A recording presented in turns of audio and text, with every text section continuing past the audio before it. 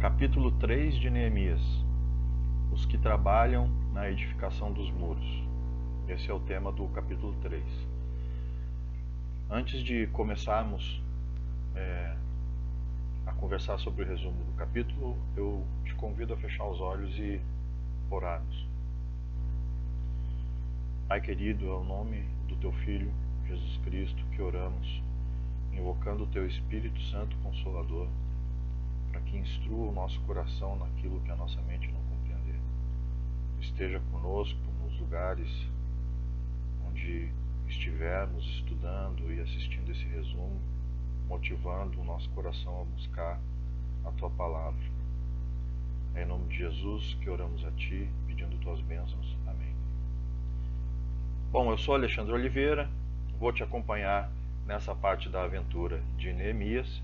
Mas antes, deixe novamente eu te lembrar, como sempre faço, que esse trabalho pretende apenas despertar o seu interesse pelas Escrituras Sagradas por meio da apresentação de resumos dos textos bíblicos com uma linguagem mais informal, apresentando as curiosidades e os aspectos mais peculiares. O objetivo é estimular que você busque a palavra na fonte, que é a Bíblia. Não troque a Bíblia por nenhum vídeo, por nenhum resumo. Busque a palavra na Bíblia. Bom, falando do capítulo 3, é um capítulo bastante interessante, porque esse capítulo vai mostrar como a liderança de Neemias influenciou na mobilização das pessoas. Existiam pessoas dispostas na Jerusalém em ruína. Faltava um líder. No versículo 1, vejamos assim: Então se levantou Eliasibe, versículo 1 do capítulo 3. A minha versão é a Almeida Revisada. Na minha versão diz assim: Então se levantou Eliasibe. Quem era Eliasibe? O sumo sacerdote. E juntamente com seus irmãos, os sacerdotes, e edificaram a porta das ovelhas. Vejam que começa na porta das ovelhas. Daqui a pouquinho, já no final do capítulo, eu vou fazer uma observação sobre isso. Então, Eliasibe se levantou, o sumo sacerdote, junto com seus irmãos, e foram trabalhar na porta das ovelhas. E junto com ele, os homens de Jericó. Também ao lado desses, edificou Zacuro, filho de Inri. E aí no versículo 3, no versículo 4, vai falando os líderes, nas pessoas: Racená, Meremote, Mesulão, líderes que foram mobilizando outras pessoas. Então esse é um aspecto interessante. Neemias inspira as pessoas, mas as pessoas precisam de líderes. Lembra de Moisés, que Moisés, em determinado momento, ele separou o que na Bíblia chama de capitães, Moisés separou pessoas para ajudá-lo na administração, na condução do povo durante a passagem no deserto? Pois é. Mas no versículo 5 do capítulo 3 tem algo interessante. Fala que ao lado de Mesulão trabalharam os tecoitas. Os tecoitas eram uma categoria de hebreus que eram subordinados aos nobres.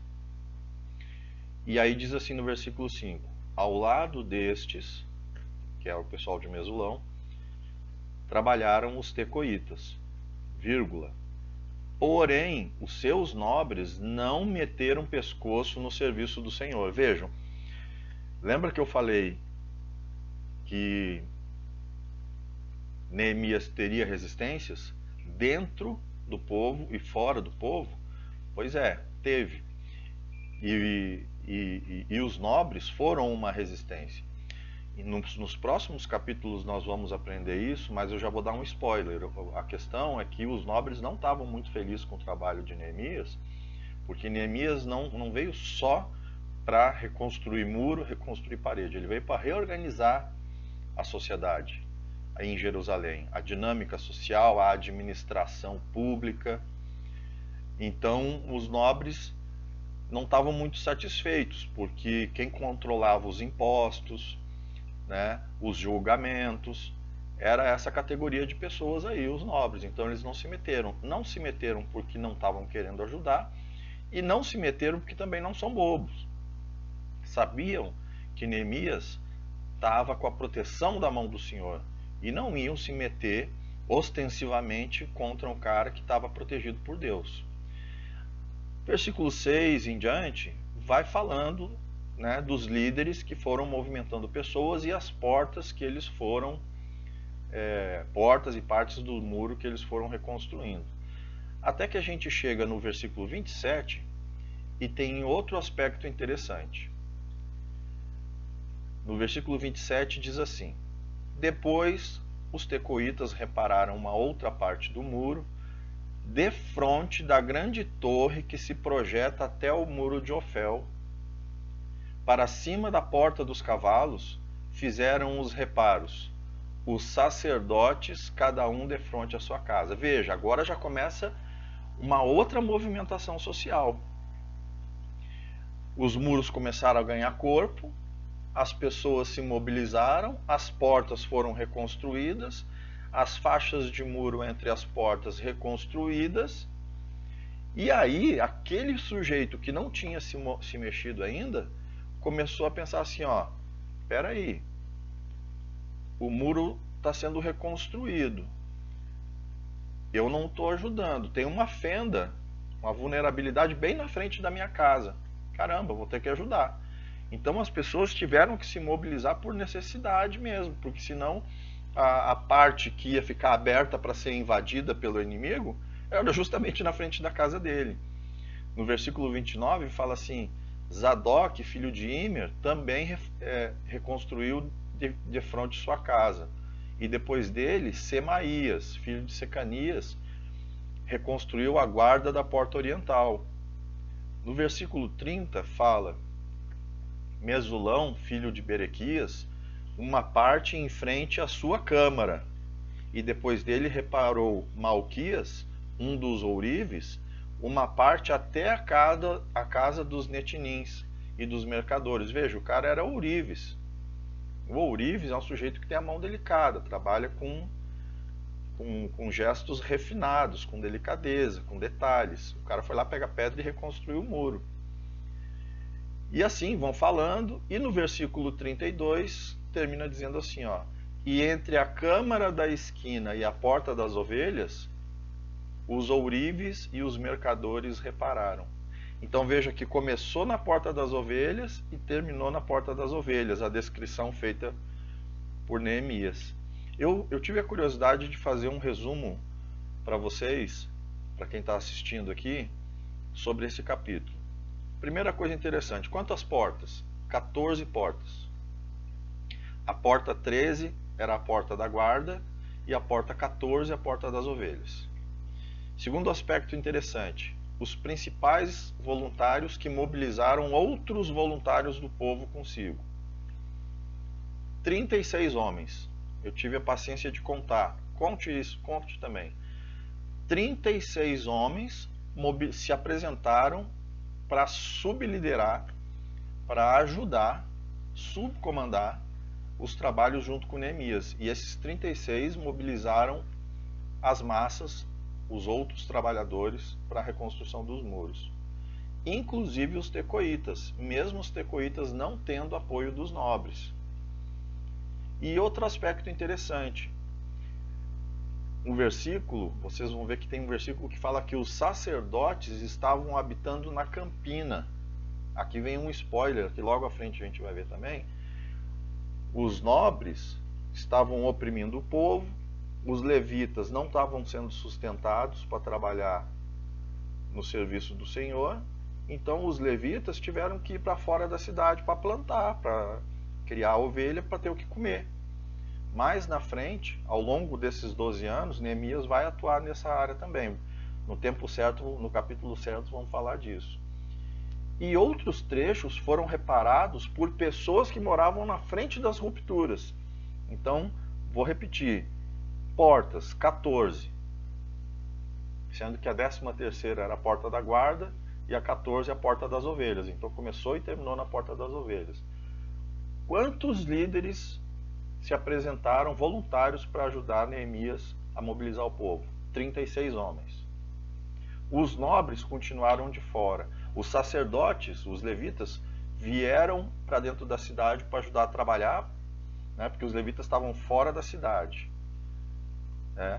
E alguns trechos foram reparados por pessoas que moravam em frente. Você pega ali do versículo 28 ao 32, que eu li rapidamente aqui, e você vai encontrar isso.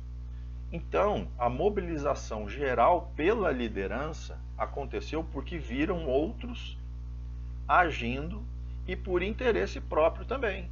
Pois se o muro todo logo estaria de pé e com as defesas prontas, imagina quão irracional seria deixar a parte em frente à sua própria casa com falhas e deixar-se vulnerável.